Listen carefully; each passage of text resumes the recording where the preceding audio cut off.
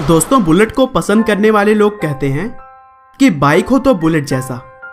शायद इसीलिए यह बाइक रोड से ज्यादा लोगों के दिलों पर राज करती है। और इसके ऐड हम भले ही टीवी पर ज्यादा न देखे हों, लेकिन इस बाइक की ताकत से कोई भी अनजान नहीं है। जी हाँ दोस्तों, मैं बात कर रहा हूँ रॉयल एनफील्ड की, जिसके न सिर्फ भारत में बल्कि पूरी दुनिया में करोड़ों फैंस हैं। और इस ब्रांड की लोकप्रियता का अंदाजा इसी बात से लगाया जा सकता है कि रॉयल एनफील्ड के कस्टमर्स इतने ब्रांड लॉयल होते हैं कि इसके नई बाइक के लिए वे कई महीनों तक वेट कर सकते हैं। और दोस्तों, रॉयल एनफील्ड को एक इंडियन ब्रांड के तौर पर माना जाता है, लेकिन आपको जानकर के हैरानी होगी कि इसकी शुरुआत करीब 125 साल पहले इंग्लैंड में हुई थी। और फिर आगे चलकर यह भारतीय ब्रांड कैसे बना, इसके पीछे भी बड़ी दिलचस्प कहानी है। तो चलिए दोस्तों, लोगों के दिलों पर राज करने वाली इस ब्रांड की सक्सेस स्टोरी को हम शुरू से जानते हैं। दोस्तों, रॉयल एनफील्ड की शुरुआत अल्बर्ट एडी और R.W. स्मिथ ने साल 1892 में किया था। और उस टाइम इस कंपनी का नाम था एडी मैन्युफैक्चरिंग लिमिटेड, जो कि रॉयल स्मॉल आर्म फैक्ट्री के लिए बंदूक के छोटे छोटे पार्ट्स बनाने का काम करती थी। और फिर आगे चलकर 1896 में एडी मैन्युफैक्चरिंग के अंतर्गत ही एक और कंपनी बनाई गई, जिसका नाम दिया गया the new Enfield cycle company. यह कंपनी मुख्य रूप से साइकिल और उसके कंपोनेंट्स बनाती थी। कुछ सालों बाद कंपनी ने कुछ नई सोच के साथ आगे बढ़ने का फैसला किया और फिर 1899 में उन्होंने 4 पहियों वाली एक साइकिल बनाई। और उसके ठीक 2 साल बाद 1901 में साइकिल पर ही इंजन जोड़कर एनफील्ड ने अपनी पहली मोटरसाइकिल लॉन्च की, जिसमें उन्होंने मिनर्वा नाम की कंपनी का इंजन यूज किया था। और फिर 1903 में एनफील्ड कंपनी ने कार प्रोडक्शन में भी अपना कदम बढ़ा दिया।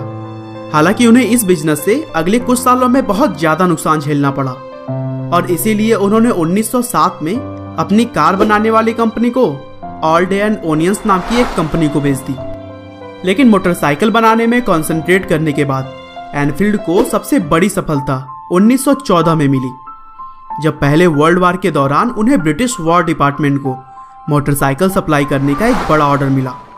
और फिर इंपीरियल रशियन गवर्नमेंट ने भी उन्हीं से मोटरसाइकिल खरीदने का फैसला किया। यहाँ से एनफील्ड की मोटरसाइकिल्स बहुत तेजी से प्रसिद्ध होने लगी।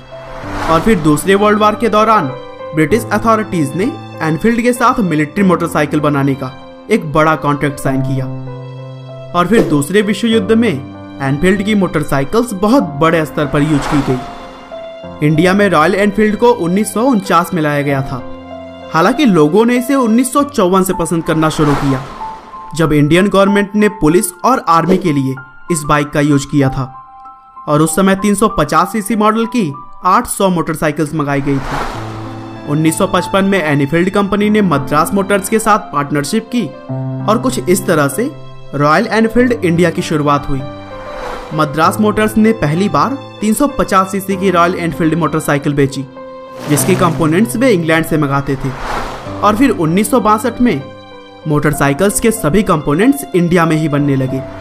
हालांकि आगे चलकर एनफील्ड इंग्लैंड को जबरदस्त घाटा हुआ और इसीलिए 1971 में वह कंपनी बंद करनी पड़ी। लेकिन भारत में मोटरसाइकिल्स का प्रोडक्शन जारी रखा गया। हालांकि भारत में भी इस कंपनी को घाटा हो रहा था, इसीलिए कंपनी आगे चलकर आयरस मोटर्स लिमिटेड के साथ मर्ज हो गई। और फिर आयरस ग्रुप के मालिक विक्रम लाल के बेटे सिद्धार्थ ने साल 2000 में आउटलेट्स और मार्केटिंग के दम पर फिर से इस मोटरसाइकिल्स की सेल बढ़ा दी, क्योंकि उन्होंने समय के हिसाब से डिजाइन में परिवर्तन किया था। और एनफील्ड बाइकर्स के लिए अलग अलग राइड भी ऑर्गेनाइज करती है, जिससे लोगों में भी इस मोटरसाइकिल का क्रेज बढ़ता है। और आज के समय में एनफील्ड की मोटरसाइकिल्स केवल भारत में ही नहीं, बल्कि America, south Africa, Australia, Indonesia जैसे 50 से ज्यादा देशों में बेचे जाते हैं। 2013 में एनफील्ड के कुल 81,446 मोटरसाइकिल्स बिकी, तो वहीं 2014 में 51% ग्रोथ के साथ कुल 1,23,018 मोटरसाइकिल्स बेची गई। और अभी हाल ही में 18 सितंबर 2017 को रॉयल एनफील्ड की क्लासिक 350 और क्लासिक 500 मॉडल की बाइक लॉन्च की गई है। दोस्तों, मुझे उम्मीद है कि आपको रॉयल एनफील्ड की यह स्टोरी जरूर पसंद आई होगी। अगर आप भी इस कंपनी की बाइक लेने की सोच रहे हैं या फिर आपके पास ऑलरेडी है, तो हमें कमेंट करके जरूर बताइएगा। आपका बहुमूल्य समय देने के लिए बहुत बहुत धन्यवाद। इस वीडियो को लाइक करके आप हमारा मनोबल बढ़ा सकते हैं। दोस्तों, अगर आप हमारी वीडियोस को मिस नहीं करना चाहते तो कृपया चैनल को सब्सक्राइब कर लें। आपको यह कहानी कैसी लगी हमें कमेंट करके जरूर बताएं। धन्यवाद।